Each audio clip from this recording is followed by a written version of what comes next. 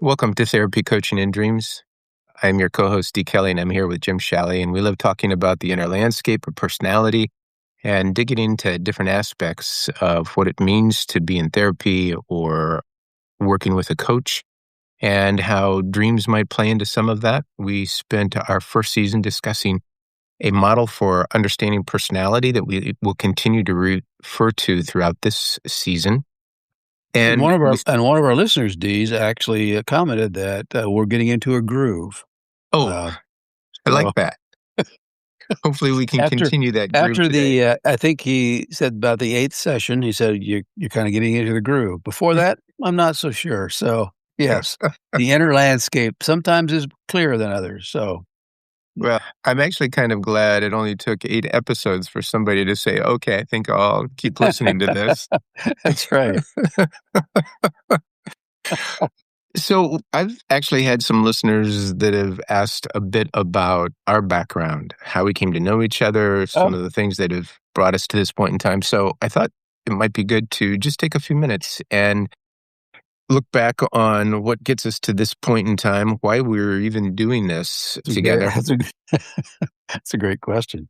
And with you living in the Chicago area and I live in the San Diego area, how'd the two of us get together and come up with this idea of looking at therapy coaching in dreams? We've talked a little bit about this, but let's just start with something that's fairly easy, and that's educational background. Okay. There are a lot of people who I'm sure have asked themselves, what qualifies them to say anything?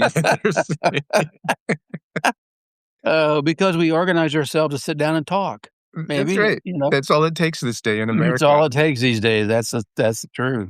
Couple microphones and a recording system. Absolutely.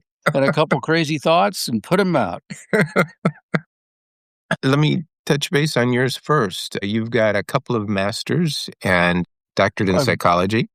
Undergraduate degree in history because I was wondering where I was headed. So I originally had talked about going to law school, and then going into law enforcement. But that was I'm not sure what kind of dream was that, thinking about 50 years ago.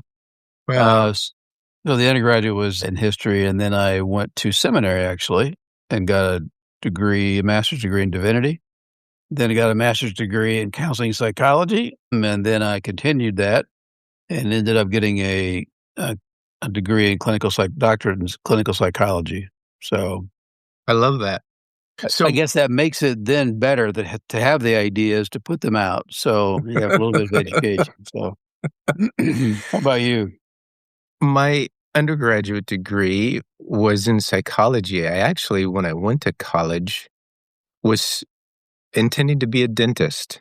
I remember that. Yes, we've known each other a long time. So I do remember that. Yeah. You had license plates with even DDS on them, I think. I did. I realized, though, halfway through my college career that was probably more my father's dream than it was my dream. Excellent. Well, my seminary degree was probably more my way I was raised dream. So yeah. I also found organic chemistry very difficult, and I thought, I'm not sure I can go through a degree on this. I went back to school later on, several years after I graduated from undergraduate work, and not exactly like you, but in a similar fashion, I got a master's in religion. And then I found that I was very interested in learning, loved learning new things. And the topic that particularly interested me was industrial organizational psychology. It was a relatively new field at the time, and there weren't that many schools that offered degrees in that, at least at a doctorate level. And so I ended up attending a school out here in California in the San Diego area and got a master's in psychology, and then my PhD is in industrial organizational psychology, which has given me a wonderful opportunity to work with businesses and organizations. I continue to be interested in it. And in my work with businesses, I realized that there was a piece I was lacking. I don't know that I felt like anybody asked me about it, but I felt like it was maybe a credibility issue for me. And that was understanding the business language of accounting and organizational design, even though I got some of that in my doctoral work. So I went back and I got an MBA just to kind of have that language set when I would work with organizations. So that rounds out kind of my background in education. I still love learning. It's always tempting to go back to school, but So wouldn't serve you've much of had a purpose. yeah, you've had real so no formal necessary training in the dreams. You're just self-educated because you've worked really hard at really knowing so much about dreams and the effect on the brain and all that, which sometimes I think the self-motivation to learn things maybe a little bit you're more driven to do that sometimes than even going through some organized educational system. So, I think okay, that's mine absolutely came true. late. Yeah, mine came later as well. My initial degree in from seminary was in my 20s, and then I worked for several years in a church setting because my father was a minister. My family's has a lot of history in the church, and then I went back to school to get when I was in my 30s to get my master's in counseling, and then I continued that, and then it ended in my early 40s with the doctorate degree, and I started doing therapy, my own practice. So. Yeah. You're right about the dream side of things. I think it dawned on me as I was going through a pretty long educational process. I mean, I was working through most all of that. Couldn't afford to go to school and not be working. Got married at a young age, and so it was always combined. I'm in school and I'm trying to hold down enough employment to pay for what it is that we're doing. But I realized as I went through all of my education that there there was no course or section or workshop on dreams. And Mm. anything that I explored in my psychology journey of education was almost exclusively on my own. And it has been this long journey of finding the pockets of research and areas of interest that captivated me from a learning perspective, but also catapulted me into the personal reflection piece that has molded how I think and how I view people and how I view the world we live in. So yeah, So you're right. well, that's an interesting question, though. So, have you ever come across a degree in dreams? No, there are certain large institutions that have within actually it's more typical in the sciences, less typical in psychology, where there will be dream research going on, and Okay. often out of that sleep research mostly, and Yeah, then out no, of I that see that. sleep research comes dream research. Yeah. But I've never found a degree that focuses specifically on dream work. If you had another lifetime, would you start that?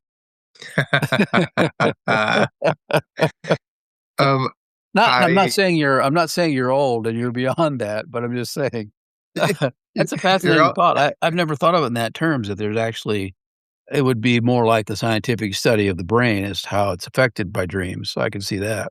But to yeah, actually do a degree in dream interpretation, because I know the degree that I got, it has a section of dreams, but certainly nothing that would constitute a degree in it. So yeah, yeah. I think the other implication you were making was that I've wasted this lifetime. Would I do anything productive in another lifetime? well, That's I think the word wasted is very critical. I'm not sure it's wasted. but just nothing to show for it. That's what you're saying. Well, you've talked a little bit about family of origin, and in season one, episode 2 and 3 were all about looking back to move forward. Mm, And we don't need to go into depths about our family of origin, but just some of the influences that came out of that. You've mentioned being the son of a pastor, and you had brothers that I know have been influential on you.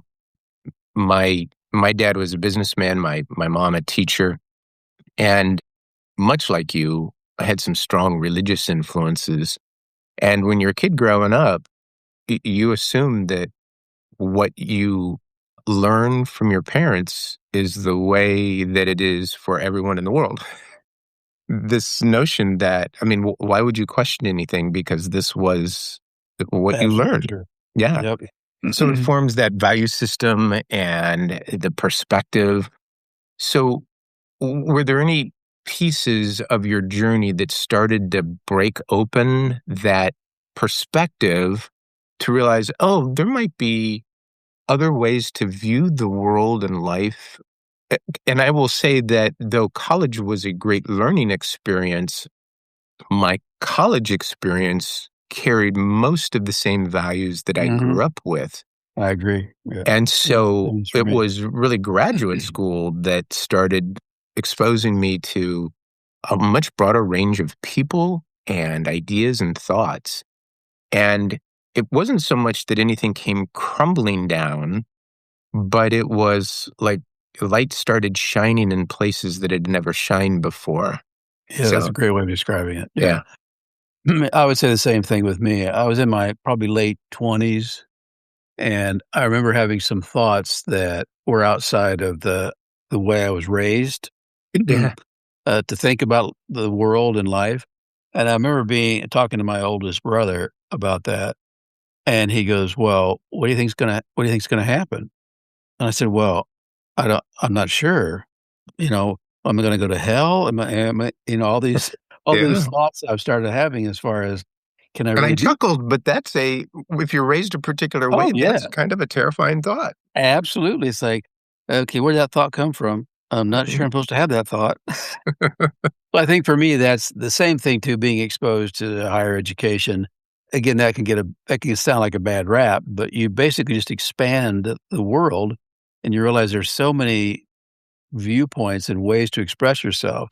So I think I began to grow up a little bit and own my own thoughts and realizing that God is larger than any of my restrictive thoughts, perhaps, and that I can certainly think a little bit differently and investigates things in a different perspective. But with that said, I really appreciate the the foundation that I was given as a child because it set a framework as far as ethics and how to think and how to treat people. And from my perspective, that was always a good thing. But I probably have expanded that somewhat as far as my own personal beliefs. Maybe in a few moments, we'll talk a little bit more about, and I can, maybe it's just from my perspective, but how our friendship helped me navigate some of those waters. But it is interesting that we took very different vocational pathways as you were moving away from a vocational choice that would have fit very neatly into your family of origin. I made a choice that put me in the center You did. of all of that Yeah. religious perspective, in that I took a role as a senior pastor at a church for 17 years. And our discussions were interesting surrounding that. My Absolutely. journey was interesting surrounding that, in that I think I knew a long time that it would inevitably come to some type of a crisis because I didn't Mm. fit neatly into the package of the denominational structure that I was working within.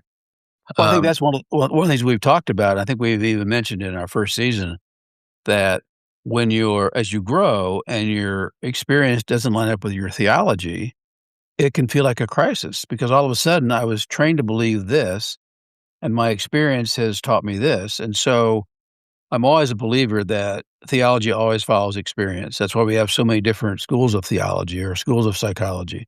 Your experience plays such a major role in how you live that out. And so for me, having worked with lots of people in faith systems that they feel like they're crumbling or they're falling apart when really they're just growing up in their faith and realizing that the way I was raised isn't lining up with my experience. So what do I do with that? Do I hang on to the theology and then oftentimes you can become bitter or resentful because you're hanging on to a way of living that isn't congruent with what your experience is. So for me, that was what kind of moved me through the process is like, okay, that what I was trained to believe, my experience isn't lining up with that. So I'm going to have to shift some of my theological understandings in order to be able to really continue to grow. yeah, I think that's a great description of how it often happens. I I don't know that it's typical because I don't know all of different people's experiences. So how would you explain your journey to getting as a role as a pastor in a church? Well, I think that my experience wasn't exactly like yours, in that as my perspective, my theological understanding, my view of people, the world, the universe. As that evolved, it was less of a crisis for me. There were moments that were pretty critical in terms of shifts of thinking. The social dynamics of our current culture Mhm. certainly put a lot of pressure on the way we do things and how we think. But I think in part because of good support structure. And as I said before, I think our friendship made a difference in that I felt like I could stay within a system and not hold the theological perspective of that system and do it with some level of integrity, given the role that I played and the people with whom I worked. And that worked really well for a while, Mhm. though I knew that there was a larger conflict with the the global institution of which I was a part, under whose authority I did what I did. And that tension just grew and grew and grew until it was came to a point in time where I was pushed out of that organizational system. And I'm not doesn't throw me off. I'm not angry.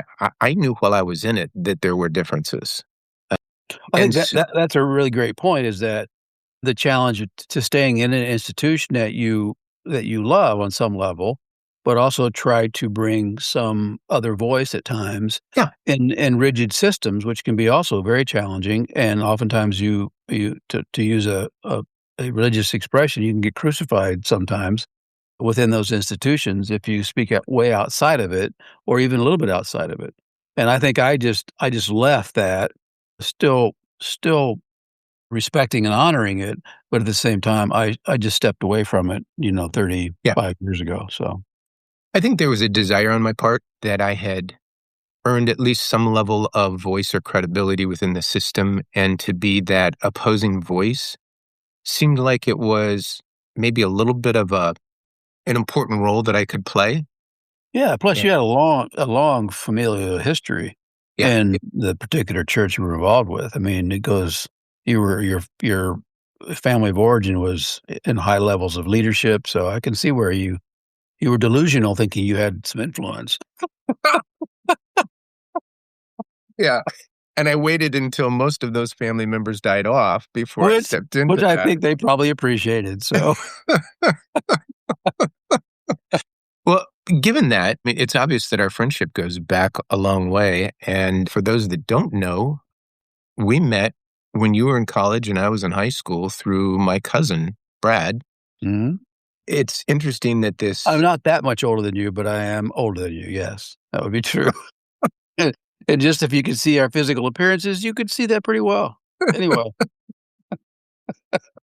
it is interesting that this friendship has lasted, given that the only time we've lived in the same city was when I was a freshman in college and you were your first year out of college.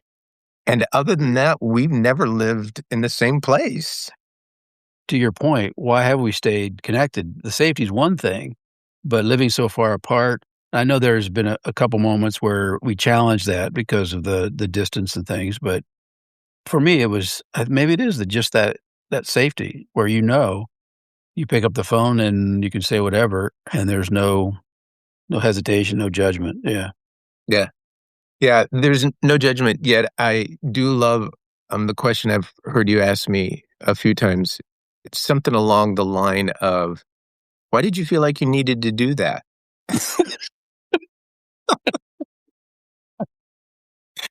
Uh, Which is a great question. It forces Well, me to reflect. if there's no tone or attitude in the question, it could be a good question. That's right. Yeah. Um, If you're around somebody who is judgy all the time, but if it's coming from somebody who you think actually loves to know the answer yes, to that, absolutely true. it's a great question, which is a wonderful point. You can hear the same thing from two different people and take it two very different ways. Boy, it is so true. It's so true. The defenses kick in before you even realize that they are up and around. Yeah. Yeah, a real simple example is I have a office manager who's just great. She just takes care of stuff, and I can hear her say things like, "You gonna do that?" And if in my personal life someone said it to me, I'd go, what are you talking about? Of course I'm going to do that. I have some kind of attitude or response. Whereas with her, is like, she has an attitude, but I can completely hear it differently. It's like, oh, yeah, I'll take care of that. Or, you didn't do that. Oh, yeah, I didn't do that. Whereas before, I would hear that accusatory. It's just interesting how how we interpret how someone says it or their intention is crucial to our own well-being in some ways. Yeah. I think it is an appropriate thing to ask of yourself, am I creating safe space for this other person or not? Yeah, Is the way I'm saying it or the context, am I creating a place where this person doesn't have to get defensive or yeah, which goes way back to what we talked about the first season. Those 4 quadrants of behavior, that's another way of looking at that. In this context, with what I know about this individual, how do I need to respond or how do I need to talk? Yeah. yeah. Yeah, hopefully not only you and I, but our audience is learning some tools that help us to sometimes think before we react. That'd be great. Anything else about our journey? Well, this is probably far more than anybody wanted or needed to know Absolutely about true. us. They have checked out about 30 minutes ago saying, "Who are these goofballs, and why are they telling us about themselves?" Anyway. I will say that I know that when you work with a therapist, there's a limited amount of self-disclosure on the part of the therapist for good reason. There's Mhm. psychological theories that back that up. Yeah. But I've often thought when I'm listening to a teacher or a workshop leader, it's good for me to know their background because we all enter into what we teach with this backpack of baggage that we bring with us. Mhm. And if we know educational background or biases or preferences, we can hear it with intelligent ears, knowing that everybody has a vantage point from which they're standing. That's a great point because, again, exposing your biases in my mind is so healthy as far as having a conversation. There's obviously a big risk Yep.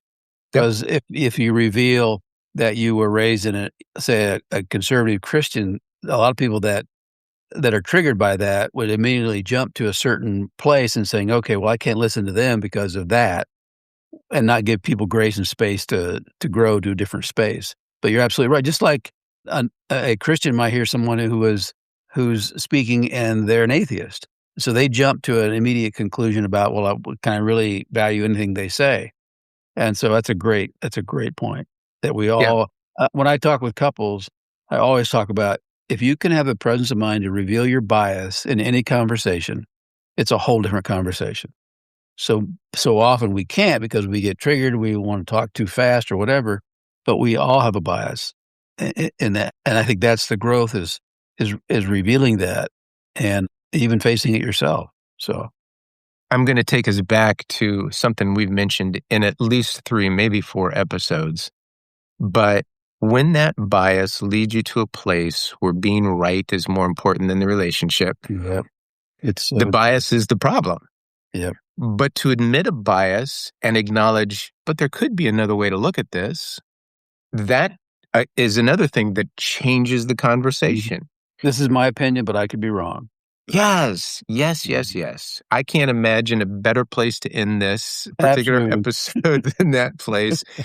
We're so glad you've joined us and hope, in spite of all you've heard during this Yeah. episode, you'll come back for the next one. Thanks, Jim. Good to be with you. Yeah, good to be with you.